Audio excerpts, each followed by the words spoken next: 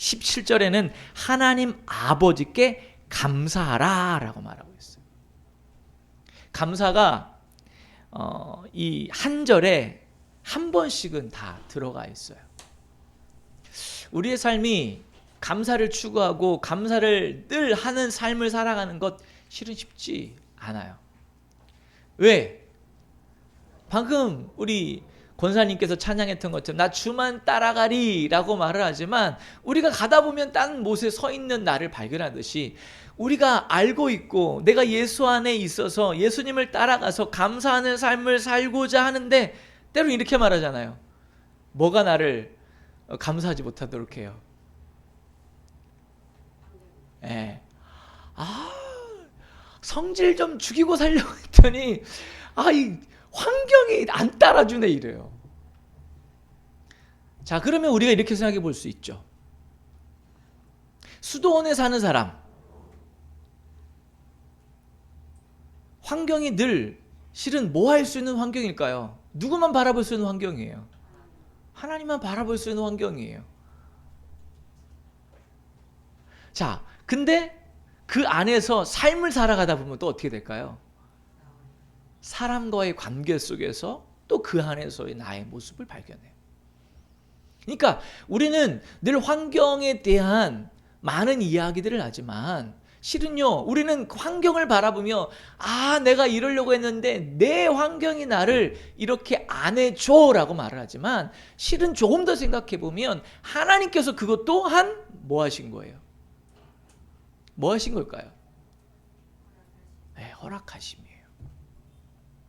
왜 이걸 생각할 수 있냐면 성경에 보면 예수님께서 공생애를 시작하시면서 세례 요한으로부터 세례를 받습니다. 세례를 받는 순간에 어떤 일이 생기냐면 하늘의 문이 열렸다라고 말을 하고요. 하늘에서 성령이 뭐와 같이? 비둘기같이 바로 예수님 위에 머물러 있어요. 그리고 그 순간 하나님께서 말합니다. 이는 내 사랑하는 아들이라 라고 말씀하세요. 자, 그러면 이 사건이 있으면 우리가 웬만하면 이러지 않습니까? 자, 모든 일을 시작할 때 고난 끝, 그 다음에 뭐가 시작해야 돼요? 행복이 시작이 되잖아요. 근데 예수님께서는 30년이라는 세월이 어찌 보면은 하나님으로서 이 땅에 사람의 몸을 입고 시작하셨기 때문에 그 자체가 실은 고난과 고통일 수 있었어요. 그러면 이제는 그 고난과 고통을 벗어날 수 있는 시간인 것 같은데 뭐가요? 하나님으로부터 인정받는 시간, 하나님으로부터 이제는 하나님이 허락하신 공생애가 시작하는 그 시간이 인정받는 시간일 수 있는데 성경은 이렇게 말하잖아요. 뭐라고 말하죠? 그 사건 이후에 4장에서 마태복음 4장에서 3장 4장에서 뭐라고 말해요? 성령이 예수님을 광야로 이끄시더라. 뭐라고요? 성령 하나님께서 예수님을 어디로 이끄시더라? 광야로 이끄시더라. 환경과 상황이 우리를 어떻게 하는가가 중요하지 않고요. 하나님께서 나를 이끄셨냐 안 이끄셨냐가 중요한 거예요. 우리가 이걸 잊지 말아야 돼요. 오늘 본문에서도 감사하라라고 말을 하고 있는데 실은 감사할 수 있는 이유는 바로 그거예요. 하나님이 나를 이끄셨냐 안 이끄셨냐. 이스라엘 백성들을 생각해 보세요. 아브라함이 15장인가요? 횃불 언약을 하나님과 맺습니다. 그 언약 가운데 하나님께서 말씀하신 대로 해서 어떻게 하냐면 짐승을 죽여가지고 반으로 갈라놓고 새는 자를 수 없으니까 이렇게 몸뚱아리 뒤로 해서 놓고 하나님이 오실 때까지 기다리고 있었어요. 근데 하나님이 늦게 오시는 거예요. 쉽게 말해서 이게 지각을 하신 거죠. 어찌 보면. 그래서 이제나 저제나 기다리다가 아브라함이 피곤해서 어떻게 했다 성경은 기록되어 있죠? 잠들었다라고 말해요. 근데 이 표현을 어떤 사람은 이렇게 말해요. 하나님이 잠을 재웠다라고 표현하기도 하세요. 자, 그런데 아브라함이 잠이 깼는데 잠을 상당히 오래 잤나 봐요. 얼마나 고단했는지, 어떤 삶이 되는지 모르지만 잠을 깨고 나서 아브라함이 잠 깼을 때 어떤 모습인지 아세요? 잠을 깨고 나서 아브라함이 눈꺼풀이 팅팅 부었어요? 두려워했다고 그랬어요. 두려워했다고. 근데 그 두려워할 때 하나님께서 횃불 사이로 불이 되어져서 불길로 하나님이 말씀하신 언약을 맺기 위해서 이 짐승과 짐승 사이를 아브라함이 같이 원래는 지나가야 되는데 그러지 않으시고 어떻게? 혼자 홀로 거기를 지나가세요.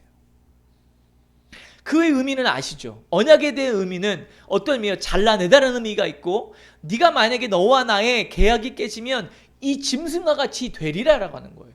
근데 그 다음에 하나님께서 뭐라고 말씀하면 이렇게 말씀하세요. 너희 자손들이 4대 동안에 어디에? 애굽으로 내려보내서 거기에서 큰 민족을 이루라 말씀하세요.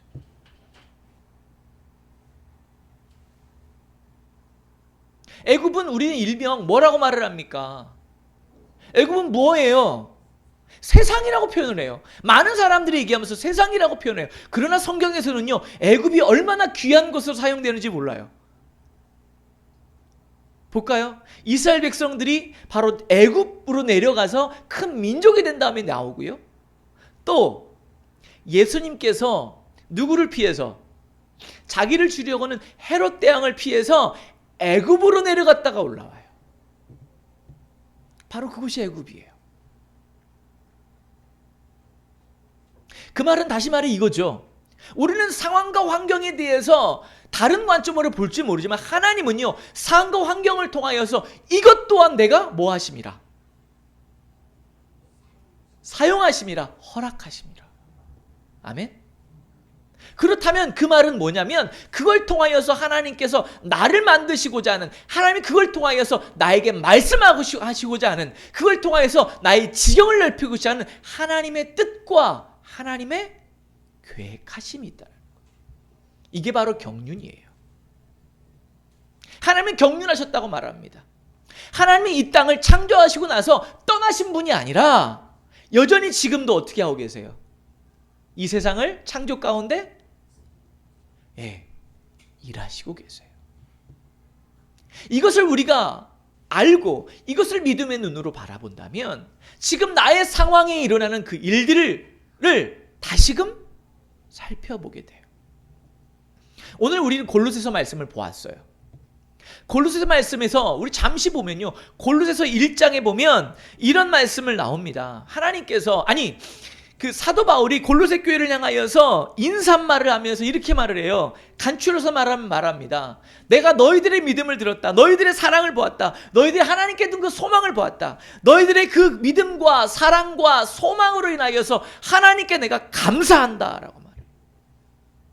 그리고 예수님을 찬양하는 창세기에서 또 출애굽기에서 시편에서 잠언에서 예수님에 대한 그 표현하는 그 말씀들을 쭉 예수님에 대한 말씀으로 찬가로 올려드려요. 그런 다음에 이런 얘기를 해요. 2장에 들어가면 우리가 예수 그리스도를 믿는 자가 됨으로 말미암아서 받을 수밖에 없는 두 가지의 압력을 얘기해요. 그게 첫 번째가 바로 다신교, 또 신비적이고 다신론적인 하나님을 바라보도록, 다시 말해 헬라 철학적인 하나님을 바라보도록 하는 그 압력을 받아요. 그리고 또 하나는요, 따라해보세요. 율법. 오직 율법을 준수해만이 뭐 받을 수 있다? 뭐 받을 수 있다? 율법 준수해야 뭐 받을 수 있다? 구원받을 수 있다. 다시 말해 구원을 뭘로 전락시키냐면 우리 하나님의 은혜가 아닌 내 행위로 전락시키는 일을 그 두 가지 압력 가운데 서 있게 됩니다. 이게 지금 우리가 지금 보고 있는 감사하라라고 하는 지금 어떤 배경적인 이야기예요. 그 속에서 이렇게 얘기합니다. 따라해보세요. 예수님은 모든 영적 권세를 이기셨다. 아멘. 우리가 이 믿음의 고백이 있어야 돼요. 세상에서 많은 권세들이 있습니다. 때로는 우리가 직장을 가면 그 직장에 또 누가 있어요? 상사가 있어요. 그럼 우리는 그 상사의 권세가 있어요. 그러나 더 중요한 건 그 권세 또한 누가 다스리셔요? 하나님이 다스리신다. 아멘? 여러분, 이 믿음의 고백이 있으십니까? 믿음은요, 실제입니다.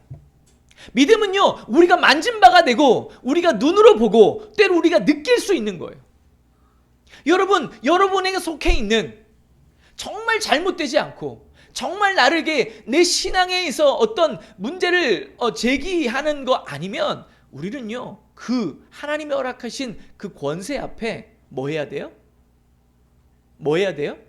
순종해야 돼요. 순종해야 돼요. 왜? 신앙은 실제니까. 신앙은 실제입니다. 신앙은요, 삶과 다르지 않고요. 신앙은요, 내 삶 속에서 여전히 계속해서 내 삶 모든 것에 영향력을 끼치는 거예요. 그 말은 다시 말해 성경에서 우리에게 말씀하시는 바 그것들이 내 삶 속에서 볼 수 있어야 된다는 거예요. 그리고 우리 그것에서 더 넘어서 방금 이야기했던 것처럼 우리가 방금 같이 얘기했던 것처럼 그 권세 또한 누가 다스리신다? 하나님께서 다스리신다. 예수님께서 그것 또한 활용하시고 사용하시고 그걸 통하여 나를 하나님의 사람으로 만들어 가신다라는 믿음의 고백으로 바라볼 수 있어야 돼요. 그런 자가 감사할 수 있어요. 안 그러면요, 원망하게 됩니다. 안 그러면요, 불평하게 됩니다. 안 그러면요, 두려움에 휩싸입니다. 그렇잖아요. 내 상황 때문에 우리 두려울 수 있습니다. 내 상황 때문에 우리 불평할 수 있습니다. 내 상황 때문에 원망할 수 있습니다. 내 상황 때문에 내 모든 것들이 다 고갈될 수 있어요. 근데 다시금 이것이 어디로부터 온 것인가에 대한 하나님과의 나의 관계 속에서 우리가 깊이 바라보게 되면 그것이 나의 다시 에너지가 고갈시켜진 것이었는데 다시 내 에너지를 채울 수 있는 시간들이 될 수 있다는 거예요. 마치 하나님께서 아브라함을 애굽으로 보내서 큰 민족을 일으켰던 것처럼 마치 하나님께서 바로 예수님의 그 생명을 구원하기 위해서 애굽으로 보내셔서 거기에서 성장하게 하시고 그 다음에 어느 정도 성장한 다음에 다시 하나님께서 허락하신 이 언약의 땅으로 불러들이신 것처럼 그런 은혜가 있을 수 있는 거예요. 그게 바로 한편으로 보면 이 세상을 통하여 일하시는 따라해보세요. 자연계시. 네, 자연계시라는 거예요. 자연계시라고 하면 우리가 세상 만물만을 바라보는 것이 아니라 내 삶의 영역에서 일하시는 하나님을 바라보는 거예요. 실은 이건 성경 아니잖아요. 그죠? 그러면 중요한 것은 이 자연계시가 우리가 자연계시를 통해서 하나님의 뜻을 바라볼 수 있는 방법은 뭘까요? 방법은 뭘까요, 여러분? 뭘 것 같으세요? 자연?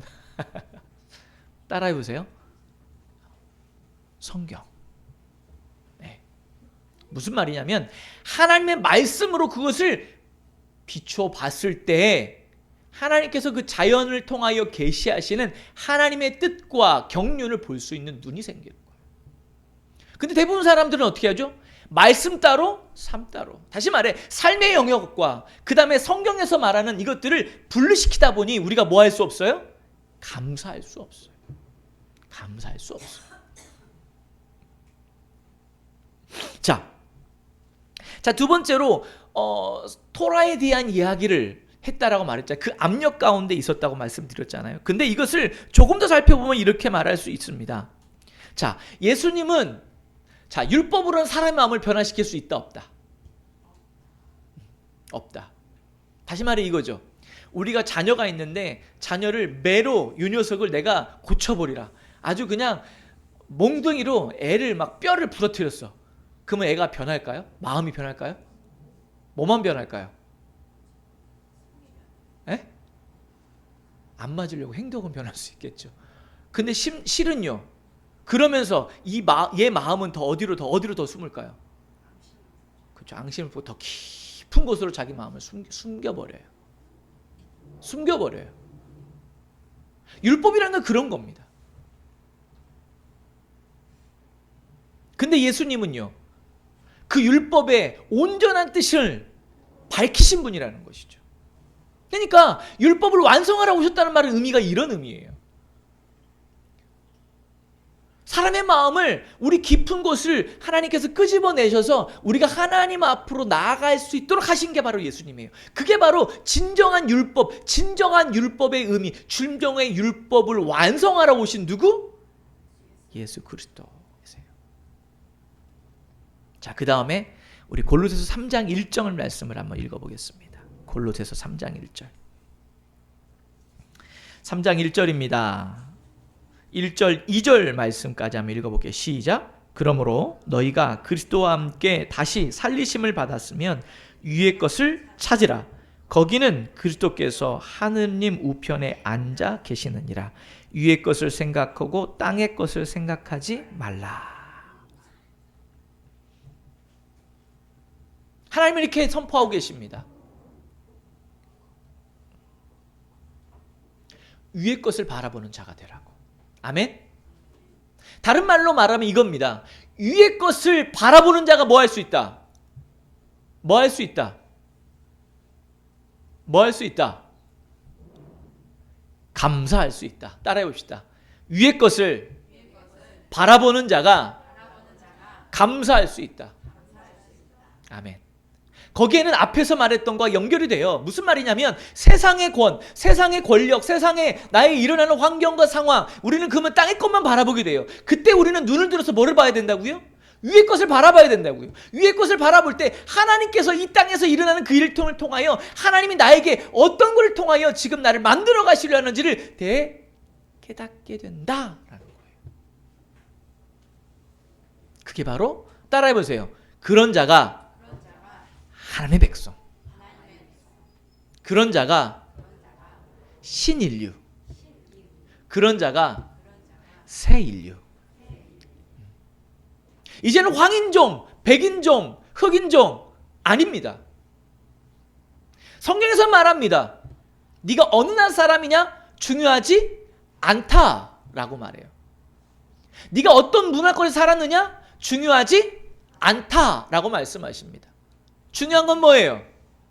위의 것을 바라보는 자인가 아닌가.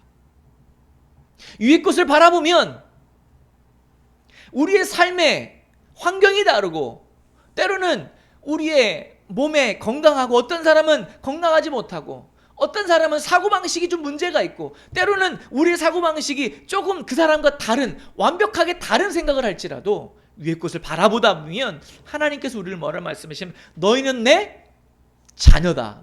너희는 내 백성이다 라고 말씀하신다는 거죠. 그것을 바라보고 그것을 듣는 자, 그럼 뭐 할 수 있냐면 뭐 할 수 있다고요? 감사할 수 있다고요. 아멘? 아멘. 자, 그러면서요. 이 얘기를 하면서 이야기하는 것이 3장에서 나오는 것이 이런 말씀들이 진행이 됩니다. 3장의 말씀, 우리 5절 말씀 한번 읽어볼까요? 5절 읽겠습니다. 시작. 그러므로 그 땅에 있는 지체를 죽이라. 곧 음란과 부정과 사욕과 악한 정욕과 탐심이니 탐심은 우상 숭배니라. 아멘. 뭘 말하고 있습니까? 예수 믿기 전에, 아니 우리가 하나님 안에 세상에 그 죄로 의해서 짓눌려 있는 옛사람의 모습의 자아의 모습이에요. 옛사람의 자아의 모습.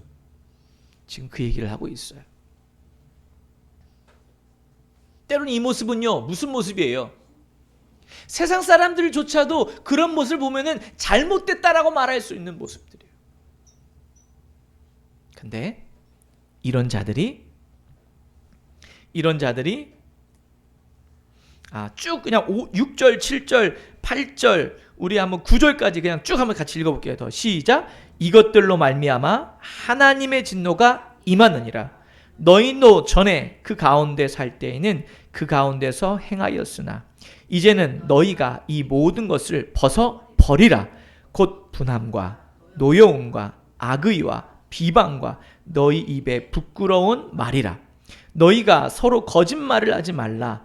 옛사람과 그 행위를 벗어 버리고. 뭘 벗어버리고? 옛사람을 벗어버리고. 우리가 세상 예수 안에 있다고 말하면서 하나님의 신인류가 되어 이제는 모든 것들과 함께 하나님을 바라보고 위의 것들을 바라볼 수 있는 자들인데, 여전히 예전에 내가 태어났고 예전에 내 삶을 살아갔던 그 모습과 그 입술과 그 행동대로 살아가는 그 옛 모습들을, 옛 사람들을 뭐 하라고요? 다 버려야 된다고요. 옛 모습을 벗어버리지 못하면 우리 감사할 수 없어요. 왜냐하면 여전히 우리는 환경과 상황과 거기에 우리가 짓눌려서 거기 안에 내가 완전히 함몰되어 있는 삶을 살아가기 때문이에요. 그 다음에 우리에게 이야기해 주는 겁니다. 10절 읽겠습니다. 시작. 새 사람을 입었으니 이는 자기를 창조하신 이의 형상을 따라 지식에까지 새롭게 하심을 입은 자니라. 새 사람을 뭐하라? 입어라. 새 사람을 뭐해라? 입어라. 새 사람을 입으라고 말씀하시죠. 새 사람을 입으라고 말씀하세요.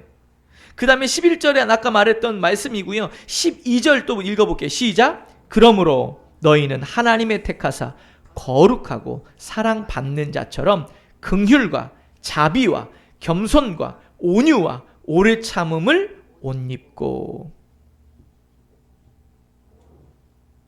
옛사람을 벗어버려야 뭐를 입을 수 있어요? 새 사람을 입을 수 있어요. 우리가 회개하는 이유는 여기에 있습니다. 왜 우리가 날마다 회개합니까? 성경은요 이렇게 말해요. 오늘 말씀에도 말하고 있지 않습니까? 벗었다, 입었다. 그 말은 다시 말해서 매 순간 우리는요, 우리도 모르게 무엇을 다시 입고 있어요. 옛사람의 옷을 입는 거예요. 그러니까 뭐 하는 거죠? 회개하면서 다시 나의 안에 이 나도 모르게 입고 있는 이 옛사람의 옷을 벗어버리는 거예요. 그게 회개예요. 회개는 때로는 우리 하나님 앞에 나와서 내 입술을 나불나불 거리는 거 아니고요. 회개는 내가 한번 해보리라는 다짐하는 것, 그것도 회개의 일종일 수 있지만 하나님은요 그걸 넘어서 뭐 하라고요? 내 옛 자아와 뭐 해라? 뭐 할 것 같으세요? 싸워라.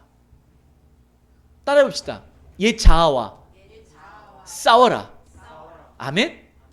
그게 벗어버리는 거예요. 왜냐하면 이것은요, 이 옛 자아는, 우리의 모습은 어떻게 해요? 찰거머리와 같이 달라붙어요. 희한하게 자고 나면 나도 모르게 뭐 하고 있어요? 그 옷을 다시 입고 있어요. 아니, 이것을 안 입으려고 막 잠을 막 눈을 뒤집으면서 24시간, 36시간, 48 동안 잠을 안 자고 다시금 막 기도를 하면서 해도요, 자고 나면 어떻게 돼 있어요? 다시 입고 있어요. 그게 우리의 모습이에요. 그래서 싸워야 되는 거예요. 그렇게 벗어버리고 다시 그 새 사람의 옷, 하나님께서 허락하신 지금 이 옷을 입어야만이 우리가 뭐 할 수 있어요? 감사할 수 있어요. 그 성경은 오늘 이렇게 말하고 있잖아요. 제가 말하고 있잖아요. 뭐 하는 자가 되라? 감사하는 자가 되라. 감사하는 자가 되라는 것은 단순히 그냥 감사에 대한 얘기가 아니라 우리 삶에 의해서 그렇게 우리 상황과 환경에서 짓눌려 있는 우리의 모습을 통하여 위의 것을 바라봄으로 내 옛 자의 모습을 벗어내기 위하여 싸우기 위하여서 몸부리는 자의 모습을 살아라 해요. 실은 우리가 감사하라고 말하니까 우리는 이렇게 생각합니다. 아, 내가 입술로 감사하면 되는구나. 맞아요. 그게 틀리지 않을 수도 있어요. 그러나 성경을 우리가 조금 더 자세히 보면 그 이상의 것을 말씀하신다는 거죠. 하나님은 그런 자가 우리가 진정한 감사의 자리로 서 있을 수 있는 자가 된다라고 말씀하신다는 것이죠. 자, 그러면서 15절 우리가 읽겠습니다. 오늘 말씀이죠. 읽겠습니다. 시작. 그리스도의 평강이 너희 마음을 주장하게 하라. 그리스도의 평강이 너희 마음을 주장하게 하라. 무슨 말이에요? 야, 네 옷을 벗어버리고 새 사람을 계속 입어. 예수님께서 너를 어떻게 살리시고 너를 어떻게 새 인류로 만드셨는지 십자가를 바라봐. 그러면 너희들이 그리고 그 마음, 그 평강, 예수님을 통하여서 너희가 구원받을 때 그 감격이 너에게 밀려 들어오던 그 평강, 그 평강 앞에 너희 마음을 드려 이 말이에요. 평강하게 우리의 마음을 어떻게 해야 된다고요? 드려야 된다고요. 평강 우리 마음을 드려야 돼요. 우리가 어떻게 맨날같이 평강합니까? 여러분 맨날같이 여러분들 만나 막 그냥 막 그리스도의 평강 안에 막 어쩔 줄 모르고 살아가세요? 우리 이게 거짓말하지 말자고요. 우리가 날마다 그렇지 않으면은 뭐 잘못된 것처럼 얘기를 하니까 우리는 어떻게 하냐면은요, 내 마음은 아닌데도 어떻게 말해요? 평강해요. 뭐 이렇게 말해요. 아, 왜 거짓말해요? 아니에요. 평강의 마음을 우리가 마음을 드려야 돼요. 아멘. 여러분 우리의 의지를 통해서 드리세요. 안 되더라도 드리는 거예요. 싸우는 거예요. 나가는 거예요. 그런 자에게 말해요. 감사하라. 다른 말로 평강의 마음을 드려라 라는 말과 어찌보면 같은 말일 수 있어요. 그걸 이렇게 말하지 않습니까? 너희는 평강을 위하여 한 몸으로 부르심을 받았다.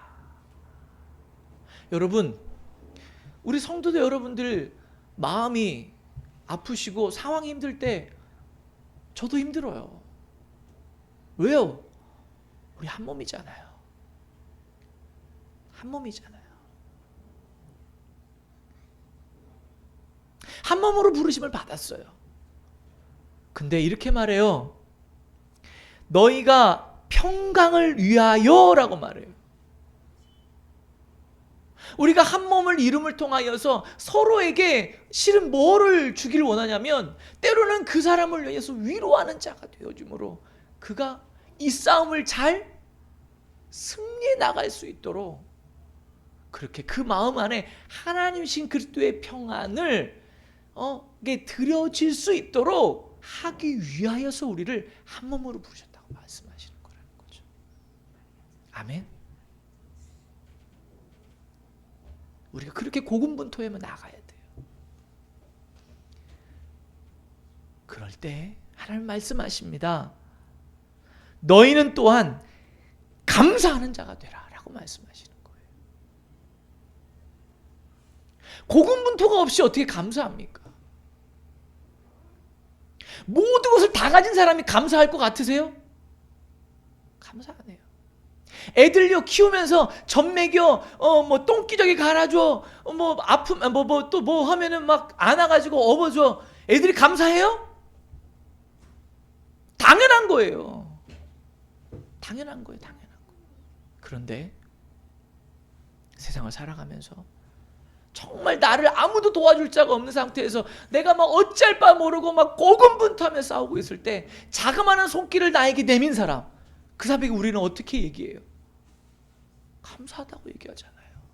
감사하다고. 실은 우리가 옆 사람에게 그렇게 지금 고군분투한 사람이 있는지를 바라보아야 돼요. 그리고요, 우리가 또 어떻게 해요? 서로를 위하여서 내가 너를 위해서 기도하고 있어. 내가 너를 위해서 기도하고 있어. 너와 나는 예수 그리스도 안에서 그리스도의 평강을 위하여 평안을 이루기 위하여서 하나님이 만드신 한 몸이잖아. 내가 너를 위해서 기도하고 있어.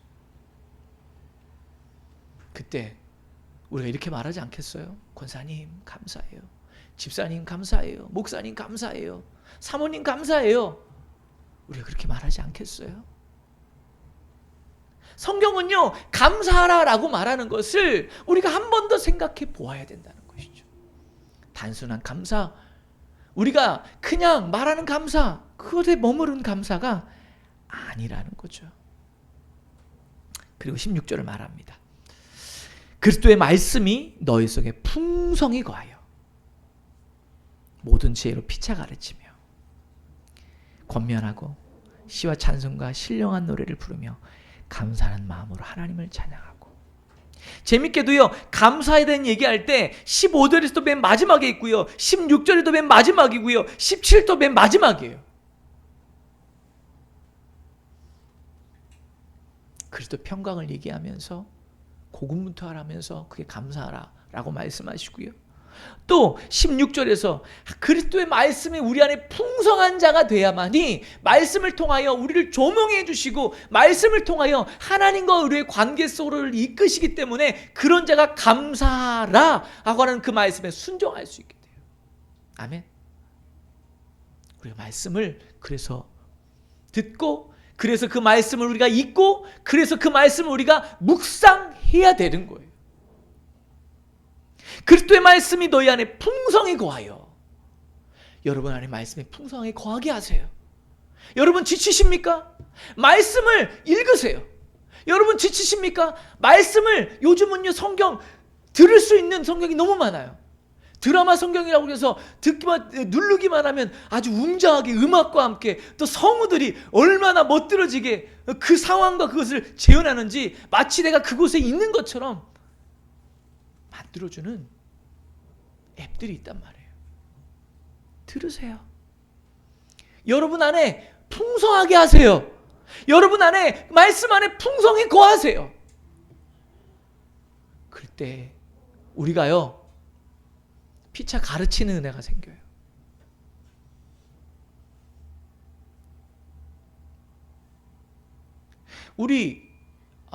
죄송합니다. 우리 가정 얘기를. 소망이가 저를 가르쳐요. 제가 지금 실은 병원에 입원한 상태에서 잠깐 외출증 끊어갖고 나와서 지금 예배를 드리는 거거든요. 누워서 있는데 소망이가 전화 왔어요. 몇 번을 전화 왔어요. 아버지 하는 말. 그 다음에 뭐라고 하는지 아세요? 기도 많이 하셔야 돼요. 아버지, 내가 기도하는데, 기도 많이 하셔야 돼요, 거기서. 가르치는 거예요. 말씀 안에서, 예수 그리스도 안에서 우리가 풍성해지면은요, 서로가 서로를 가르치는 자가 됩니다. 성도가 목사를 가르칠 수 있는 거죠. 목사가 별겁니까? 단지 여기에 서서 하나님 말씀 앞에 내가 지금 서 있는 것이지, 하나님 말씀을 주셔서 그 말씀을 선포하고 우리가 그 말씀을 같이 나누는 것이지. 저도 배워야죠. 근데 중요한 게 있죠. 그 앞에 붙는 말이 방금 읽었었던 그 말씀에 보면 뭐라고 되냐면 이렇게 되어 있어요. 16절 다시 한번 같이 읽어볼까요? 시작. 그리스도의 말씀이 너희 속에 풍성히 거하여 모든 지혜로. 뭐라고요? 모든 지혜로.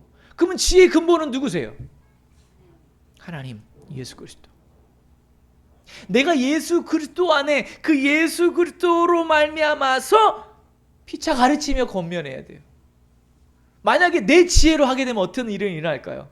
만약에 소망이가 저한테 아빠 그런 거 아니에요 막 그러면서 그냥 지가 그냥 지 생각대로 막 나를 막 해봐요. 그러면은 제가 어떻게 할까요? 에? 이놈의 새끼가 어디 아빠한테 지금 내가 그땅으로 내가 가르쳤냐 이렇게 되지 않겠어요? 그러는 거예요.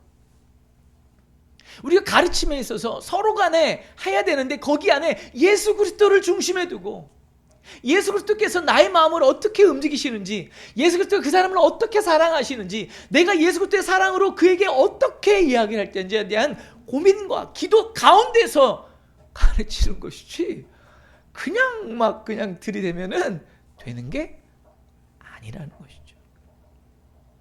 그렇게 가르치고 권면하고 시와 찬송과 신령한 노래를 부르며 그리스도의 말씀이 풍성하게 되면 우리가 하나님을 찬양하게 되어 있습니다. 아멘. 나도 모르게 흥얼흥얼 거르게 되어 있어요. 아멘. 가끔 은혜가 되는 건 우리가 이제 예배가 끝나서 우리 그 교회차를 타고 가잖아요. 교회차를 타고 가면은 때로는 우리 학원사님이 흥얼흥얼 찬양을 하세요. 그럼 되게 좋더라고요. 저는 너무 감사해요. 흥얼흥얼 찬양하실 때 얼마나 감사한지 모르겠어요. 그거예요. 내가 하나님께 예배하고 오니 나도 모르게 뭐 하는 흥얼거리고 있는 거예요. 뭐를? 찬양을. 그거예요. 자, 그러며 감사하는 마음으로 하나님을 찬양하고. 자, 그럴 때 감사하는 마음으로 찬양할 수 있는 거예요. 에? 하나님 말씀이 풍성하지 않는데 감사함으로 하나님을 찬양할 수 있을 것 같으세요? 감사하는 마음을 찬양을 해도 뭘로 찬양하는 줄 아세요? 내 기준으로 감사하면 찬양할 수는 있어요. 그래서 성경에서는 말할 때 진정한 감사가 무엇인지를 성경을 통하여, 다시 말해 아까 얘기했잖아요. 자연에 하나님께서 계시를 주셨는데 그 자연의 계시를 제대로 볼 수 있는 방법이 뭐다? 말씀이다. 말씀을 가지고 그 비추어서 봤을 때 그거의 계시하는 의미를 명확하게 깨닫는 것처럼 감사도 마찬가지예요. 우리 감사를 할 때도 그것을 성경을 통하여 하나님 말씀을 통하여서 비추어 볼 때 그 감사가요 진정한 감사로 올려드릴 수 있는 거예요. 아멘. 자, 마지막 17절 우리 다시 한번 같이 읽겠습니다. 시작. 또 무엇을 하든지 말에나 일에나 다 주 예수의 이름으로 하고 그를 힘입어 하나님 아버지께 감사하라. 뭐고 있어요? 명령하고 있잖아요. 감사하라. 아멘? 감사하라. 아멘? 그럼 우리는 감사하라만 보죠. 근데 중요한 건 뭐예요? 그 앞에 17절 무엇을 하든지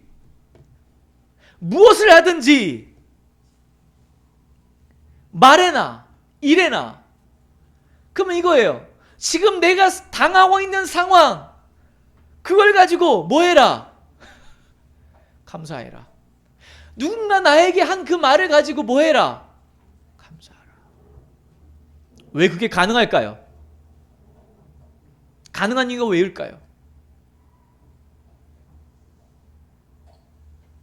그 일들을 통해서 말씀의 눈으로 나의 일어나는 일들을 바라보니 그것이 나의 모습을 때로는 보게 하시고 때로는 그것이 나의 삶을 어떻게 만들어가기 위한 하나님의 그 아픈 마음을 가지고 나에게 이 상황을 허락하셨는지에 대한 그것을 볼 수 있게 되기 때문이죠.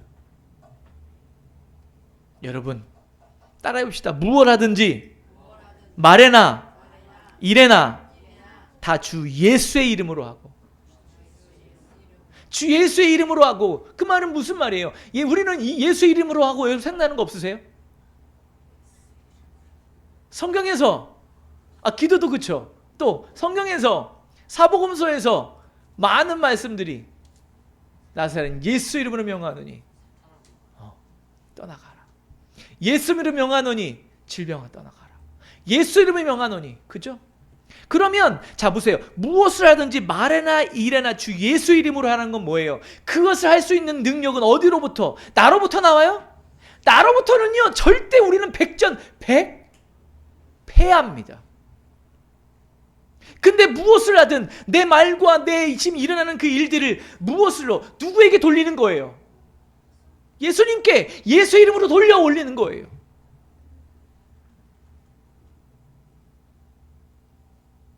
우리는 이사야서 53장을 보면서 매 순간 그러지 않습니까? 그가 상함은 그가 채찍에 맞음은 누구 때문이다? 내 죄고 내 허물이고 그로 인하여서 내가 해방되었고 내가 질병으로부터 나음을 얻었다라고 말하잖아요. 그 말을 다시 말하지 뭐하죠? 그분에게 돌려 드려야 된다는 거예요. 예수 이름으로 한다는 건 그것을 내 지금 당하는 그 일들을 예수님께 올려 드려야 돼요. 예수 이름으로 그분께 올려 드려야 돼요. 어느 누구 그러지 않으면 원망과 불평과 화남과 또는 그 두려움 가운데 휩싸이게 됩니다. 목사든 사도든 사도라 할지라도 동일합니다. 어느 누구든. 왜? 그게 인간이기 때문이에요. 여러분 예수 이름을 부르시기 바랍니다. 아멘. 예수 이름을 부르는 자 감사할 수 있는 자가 됩니다. 아멘. 자, 예수 이름으로 하고 그를 힘입어 하나님 아버지께 감사하라. 그를 힘입어. 그가 누구예요? 그가 누구일까요? 그가 예수님. 날 위하여서 십자가에 못 박히신 예수님, 날 위하여서 순환과 모든 그 고통과 아픔을 죽음까지 나에게 들이신 그 예수님, 바로 나의 중보자 되시는, 나의 중재자 되시는 예수님. 예수님을 힘입어. 예수님을 힘입지 않고는 우리 하나님께 온전히 감사할 수 없어요. 아멘. 그래서 예수님의 이름을 부르고 예수님 앞에 나가고 예수 십자가를 붙잡고 예수 그리스도의 앞에 다시 한번 나오는 겁니다. 예수님의 이름을 붙잡으세요. 그러면 여러분 감사하는 자가 될 줄 믿습니다.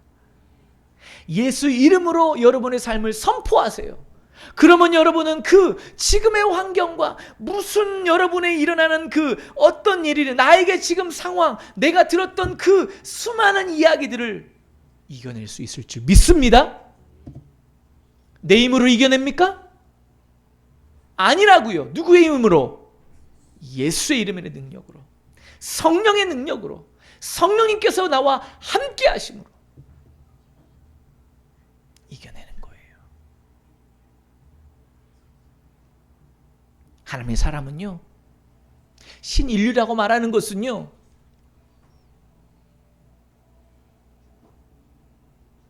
예수와 함께 뭐한 자? 죽은 자. 그리고 예수와 함께 산 자. 합쳐서 연합된 자라고 말하고 있죠. 연합되었기 때문에 그 예수님을 바라보라고 하는 거예요. 연합되었기 때문에 예수님께 위임하라고 하는 거예요. 왜 옆에 계신 가장 나의 큰 위로자를 놔두고 그분을 외롭게 합니까? 우리가 그분에게 맡기지 않으면 그분은 외로우십니다. 우리 그거 있지 않습니까? 같은 자리에 있어도 같은 곳을 바라보는 것 같은데도 외로운 그 기분 아시죠? 한 이불을 덮고 사는데도 외로워. 왜 그래요? 연합되지 않아서 그잖아요. 에? 아니 자식하고 같이 길을 걸어가는데 왠지 외로울 때가 있어. 왜요? 걔하고 내하고 마음이 하나 되지 않으니까. 여러분, 우리가 감사해야 되는데, 감사해야 된다는 것은 다른 말로 하면 우리가 그분을 외롭지 않게 하는 거예요.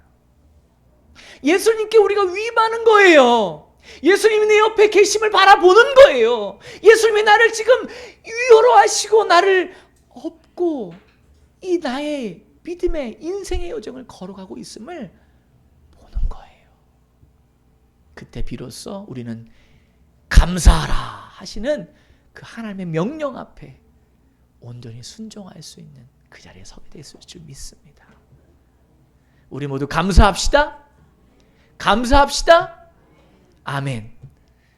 여러분이 오늘 이 말씀들을 다시금 상기하시면서 진정으로 하나님의 원하는 그 감사가 저와 여러분의 가정과 또 우리 믿음의 교회, 우리 모든 우리의 가정 가운데 임하기를 주의 이름으로 축원합니다. 아멘.